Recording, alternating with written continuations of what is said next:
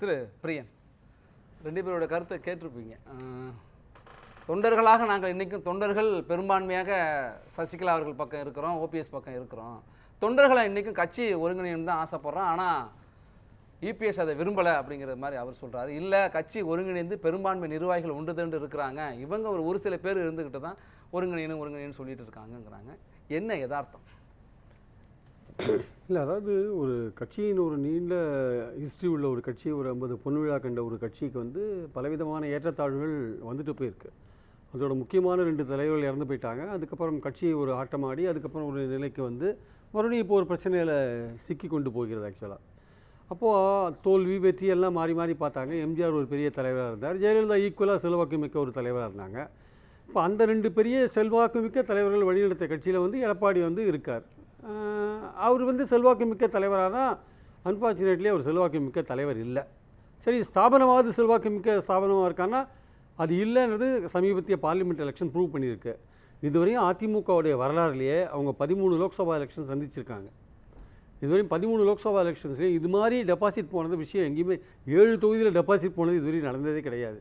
So இந்த வாட்டி தான் வந்து 7 தொகுதியில் அவங்க டெபாசிட் எழுதியிருக்காங்க. அந்த 7 தொகுதியில் 4 தொகுதி சவுத்தில் இருக்குது. ஸோ அதனால் வந்து 9 கிட்டத்தட்ட பார்த்தீங்கன்னா 9 இடத்துல 3ஆவது இடம் வந்திருக்காங்க, ஒரு இடத்துல 4ஆவது இடம் வந்திருக்காங்க. இந்த கசப்பான உண்மையை வந்து எடப்பாடி வந்து ஜீரணிக்க மறுக்கிறார்.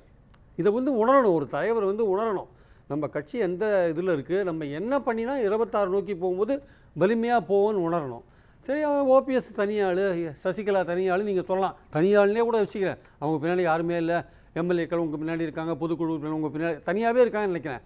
அவங்க தனியாகவே இருக்காங்க இல்லையா? அப்புறம் நீங்கள் ஓபிஎஸ்க்கு பின்னாடி ஓட்டு வாங்கினீங்க, நீங்கள் தினகரனுக்கு பின்னாடி ஓட்டு வாங்கினீங்க, கொங்கு மண்டலம் எங்கள் கோட்டைன்னு சொன்னீங்கல்ல, ஏன் அண்ணாமலைக்கு பின்னாடி ஓட்டு வாங்கினீங்க? ஏப்பா ஏதோ ஒரு பிரச்சனை இருக்குல்ல.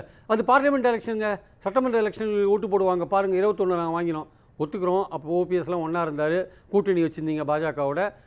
அசம்பிளி எலெக்ஷனாக இருந்தது. அதுவரையும் வந்து திமுக அதிமுக மாறி மாறி வந்த ஒரு விஷயத்தில் மக்கள் வந்து ஓட்டு போட்டாங்க. ஆனால் இப்போ அடுத்து வரப்போகிற எலெக்ஷன்ஸில், இப்போ பார்லிமெண்ட் எலெக்ஷன்ஸில் எவ்வளோ பெரிய தோல்வி நீங்கள் தழுவின பிறகு தொண்டர்களுக்கு வந்து அதுக்கப்புறம் 19க்கு அப்புறம் பார்த்தீங்கன்னா தொடர் தோல்வியாக போயிட்டுருக்கு. அப்போ ஒரு நம்பிக்கை அவங்களுக்கு வேணுன்ற போது தொண்டர்கள் என்ன நினைக்கிறாங்க, இந்த கட்சி ஒன்றுபடணும். அது ஓபிஎஸ் சிங்கிளாக இருக்காரா, தனியாக இருக்காரா, சசிகலாவுக்கு செல்வாக்கு இருக்கா இல்லையான்றதான் அடுத்த கட்டம். இவர்கள் ஒன்று சேர்ந்தால் மக்கள் பார்வையில் அதிமுக ஒன்றுபட்டு இருக்குது, வலிமையாக இருக்குன்ற ஒரு எண்ணம் வரும். பெர்செப்ஷன் ரேஞ்சில் அது வின் பண்ணுவது ஆக்சுவலாக மக்கள் பார்வையில். இப்போ தமிழ்நாட்டில் எந்த இடத்துல வேணால் இறங்கி யாரை வேணால் கேளுங்க சார், எங்கள் அதிமுக ஒன்றா இருக்கா? இல்லை சார், அது பிரிஞ்சு கிடக்கு சார். அதுதான் எல்லாருடைய ரியாக்ஷனாக இருக்குது. அப்போ பிரிஞ்சு கிடக்கிற ஒரு கட்சி அதுக்கு ஓட்டு போடும்போது மக்கள் யோசிப்பாங்க இல்லையா? கட்சியும் சின்னமும் இருக்குது, எல்லாமே இருக்குது, இருந்துமே வலிமை எழுந்திருக்கு. 96 வந்து அதிமுக வரலாற்றில் ரொம்ப மோசமான தோல்வியை கண்ட ஒரு வருஷம் 96. அந்த வருஷம் கூட சார் லோக்சபா எலெக்ஷனில் 23% ஓட்டு கீழே போகல சார். அவங்க ஜெயலலிதா மேலே அவ்வளோ ஒரு இது இருந்தது, ஆன்டி இன்குபசி இருந்தது, அப்பவும் போகல. ஆனால் இந்த வாட்டி பாருங்கள் எவ்வளோ 8% ஓட்டு வாங்கியிருக்காங்க திருநெல்வேலியில். ஸோ இதெல்லாம் வந்து அவங்க ஃபீல் பண்ணணும் இல்லையா? இந்த உண்மையை வந்து ஜீரணிக்கணும் ஆக்சுவலாக. அப்போ வந்து இவங்களை சேர்த்துண்டா வந்து பலமாக வந்துடுவாங்களான்னா, சேர்த்துண்டா நீங்கள் பலமாக இருக்கிற மாதிரியான ஒரு தோற்றம் வந்து மக்களுக்கு தெரியும். ஜஸ்டிஸ் டன் அப்படின்னு சொல்கிறத justice appear to be done அப்படின்வாங்க. அந்த மாதிரி அந்த தோற்றம் உங்களுக்கு கிடைக்கணும், கட்சி ஒன்றாக இருக்குன்ற தோற்றம் கிடைக்கணும்னா நீங்கள் இவங்களெல்லாம் சேர்க்க வேண்டிய உண்மை இருக்குது. இதில் வந்து பாஜகவோட கூட்டணி இல்லை, ஓபிஎஸ் பாஜகவுக்கு ஜாலராக அடிக்கிறாரு, இதெல்லாம் ஒரு பக்கம் தனியாக இருந்தால் கூட இந்த கூட்டணின்றது அடுத்த கட்ட விஷயம், கட்சியோட ஒற்றுமைன்றது முதல் கட்ட விஷயம். இன்றைக்கி எடப்பாடி வந்து பாஜக வேண்டாம்னு சொல்லலாம், நாளைக்கு 26 நோக்கி போகும்போது திமுகவை எதிர்க்கிறதுக்கு வலுவான கூட்டணின்னு ஒரு விஷயம் வரும்போது திமுகவுக்கு எதிர்ப்பு ஓட்டுகள் பிரியக்கூடாதுன்றதுக்காக ஒரு கூட்டணியை கட்டமைக்கலாம். 99 பீச்சில் என்ன சொன்னாங்க ஜெயலலிதா, என் வாழ்நாளில் இனிமேல் நான் வந்து பாஜகவோடு கூட்டு சேர மாட்டேன். அந்த எலெக்ஷனில் நாங்கள் பிரச்சாரத்தை கவர் பண்ணும்போது திருவாரூரில் வெளியில் கிளம்பும்போது எங்கள்கிட்டலாம் சொல்லிட்டு போனாங்க, நாங்கள் கவர் பண்ண போனபோது, மிஸ்டர் பார்த்துக்கோங்க, இனிமேல் I won't have any alliance with பிஜேபின்னு சொல்லிட்டு போனாங்க. 2004 என்னாச்சு? 2004 பிஜேபியோட தான் கூட்டணி சேர்ந்தீங்க, 40 தோற்றிங்கல்ல.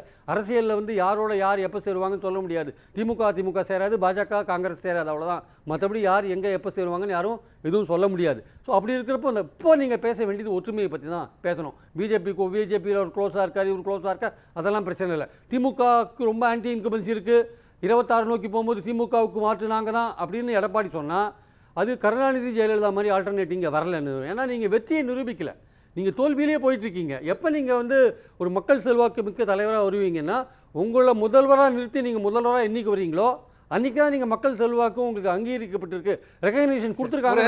நீங்கள் தொடர்ந்து தோல்வியை சந்திச்சுட்டு வர்றார் ஒரு கட்சி, சின்னமும் இருந்து கட்சியும் இருந்து தொடர்ந்து தோல்வியை சந்தித்து வர்றார். நிர்வாகிகள்லாம் சேரணும்னு சொல்கிறாங்க. ஆனாலும் 2026 நம்ம வெற்றி பெறுவோம், இவங்க வேண்டாம் அப்படின்னு ஒரு துணிச்சலான முடிவு எடுக்கிறார்ல, அந்த துணிச்சலான முடிவு தானே தலைமைக்கு தேவை. இவர்கள் வேண்டான்னு அவர் முடிவு எடுக்கக்கூடாது சார், தொண்டர்கள் தான் சார் முடிவு எடுக்கணும். இவர் யார் முடிவு எடுக்கிறதுக்கு? இவர்கிட்ட எம்எல்ஏக்கள் இருக்கலாம், பொதுக்குழு உறுப்பினர் இருக்கலாம். தொண்டன் என்ன நினைக்கிறான்?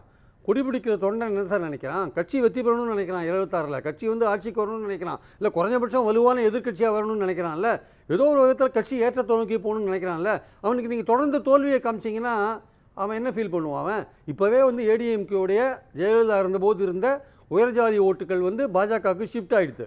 உயர்ஜாதி ஓட்டுகள், பெண்கள் ஓட்டு திமுகவை நோக்கி போயிட்டுருக்கு. அப்போ இதை நீங்கள் எப்படி அரெஸ்ட் பண்ண போகிறீங்க? எப்படி நீங்கள் தடுக்க போகிறீங்க? எப்படி வளர்ச்சியை கொண்டு போகிறீங்க?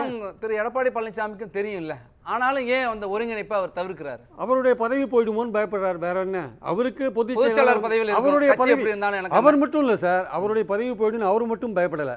அவருக்கு கீழே இருக்கிற மாவட்ட செயலாளர், ஒன்றிய செயலாளர், நகர செயலாளர், பேரூர் செயலாளர், அந்த செட்டு அப்படியே அந்த பதவியில் இருக்கிற எல்லாருமே நினைக்கிறாங்க, இந்த ஓபிஎஸ்ஓ இல்லை சசிகலாவோ இவங்க ஆட்கள் உள்ளே வந்தாங்கன்னா நம்ம பதவிக்கு வெயிட்டு வந்துடும். நம்ம 5-6 வருஷமாக இதே நம்ம ஆட்ட முடியாது, அசைக்க முடியாது, நம்ம அதிலே உட்காந்துருக்கோம். நம்ம இன்னொரு குரூப் உள்ளே சேர்ந்ததுன்னா நம்ம பதவிக்கு ஏதாவது பிரச்சனை? தலைமை பதவிகளுக்கு தானே வேணா ஒரு மாற்று இருக்கலாம். ஓபிஎஸ்ஓ சசிகலாவோ தினகரனோ உள்ள வந்தா மறுபடியும் தலைமை பதவிகளில் மாற்றம் இருக்கலாம். மாவட்ட செயலாளர்கள் பெரும்பாலும் அப்படியே தான் இருப்பாங்க. மாவட்ட செயலாளர்கள் அவனுக்கே பிரச்சனை வரும்ல. இப்போ ஓபிஎஸ் குரூப்பில் ஒருத்தர் பவர்ஃபுல்லாக இருப்பார், அவர் மாவட்ட செயலாளர் போஸ்ட்டுக்கு போட்டி போட மாட்டாரா? ஒன்றிய அளவில் ஒருத்தர் இருப்பார், சசிகலாவுக்கு வேண்டியவராக இருப்பார், அவர் போட்டி போட மாட்டாரா? ஸோ அதுதான் பிரச்சனைங்கிறீங்க. அதுதான் பிரச்சனை. அவங்க பதவியை காப்பாற்றுறதுக்காரனா அந்த ஒற்றுமையை விரும்ப மாட்டாங்க. இன்னொன்று சார், ஒரு கட்சியை ஒற்றுமையாக ஆகணும், அது வலிமையை நோக்கி வலிமையாக வரணும் அப்படின்னா சில தியாகங்களுக்கு தயாராக இருக்கணும். ஓபிஎஸ் சொல்லிட்டார், எனக்கு எந்த பதவியும் வேண்டானே சொல்கிறார். ஆக்சுவலாக கட்சியை ஒன்றுபடணும்னு சொல்கிறார். எனக்கு என்ன சசிகலாவும் அந்த ரோல் தான் எடுப்பாங்கன்னு நினைக்கிறேன். அவங்க இன்னும் பதவி கேட்டு இங்கே கட்சி ஒன்றுபடணும்னு தான் அவங்க நினைக்கிறாங்க.